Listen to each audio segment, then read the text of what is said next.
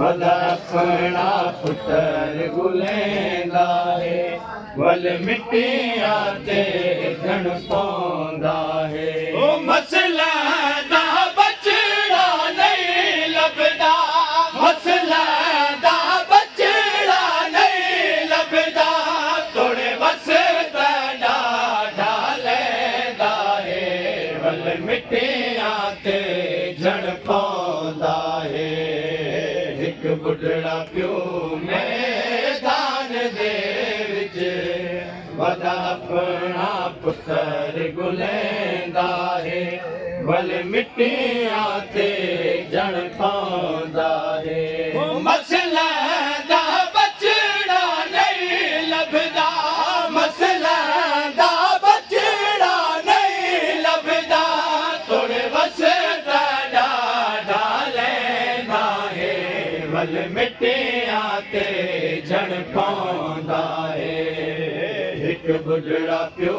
मैदान दे विच भला अपना पुत्र गुलेंदा है वल मिट्टिया ते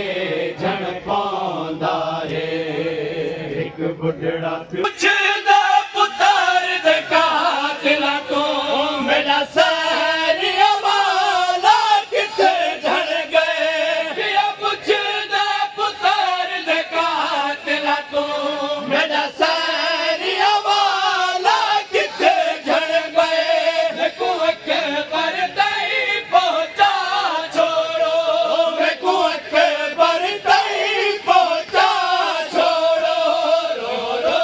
के मिन्नत करेंदा है वल मिट्टिया ते जन पौंदा है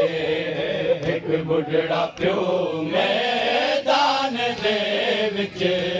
वदा अपना पुत्र गुलेंदा है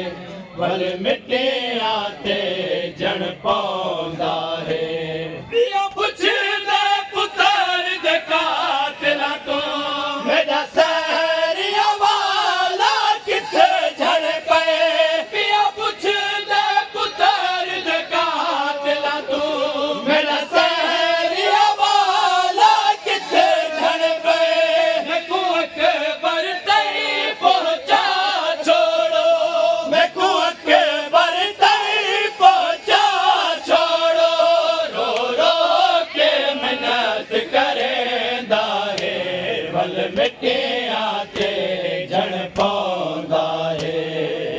एक बुढ़ड़ा प्यो पालण वाली अमरी तू मेरे सोना पुत्र जवान होंदा कुछ पालण वाली अमरी तू मेरे सोना पुत्र जवान होंदा मेरा अकबर डाढा सोना मेरा अकबर डाढा सोना हो जा को सैयद दसेंदा है वल मिट्टिया ते जन पौंदा है एक बुढ़ड़ा प्यो मैदान दे विच वदी लाश जवा गाजी राखे मियां दाद खिला गाजी अकबर दी लाश जवा गाजी राखे मियां दाद खिला गाजी रो रो के फजल दे बाबे को रो रो के फजल दे बाबे को मजलूम हुसैन सदेंदा है वल मिट्टिया ते जन पौंदा है एक बुढ़ड़ा प्यो मैदान दे विच वदा अपना पुत्र गुलेंदा है वल मिट्टिया ते जन पौंदा है एक बुढ़ड़ा प्यो मैदान दे विच वदा अपना पुत्र गुलेंदा है वल मिट्टिया ते जन पौंदा है एक बुढ़ड़ा प्यो मैदान दे विच वदा अपना पुत्र गुलेंदा है मिट्टियां ते जण पाउंदा है किस्मत अजब मुसाफिर दी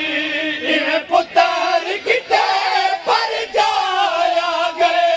है किस्मत अजब मुसाफिर दी इह पुत्र किते पर जाया गए सोहणे बचड़े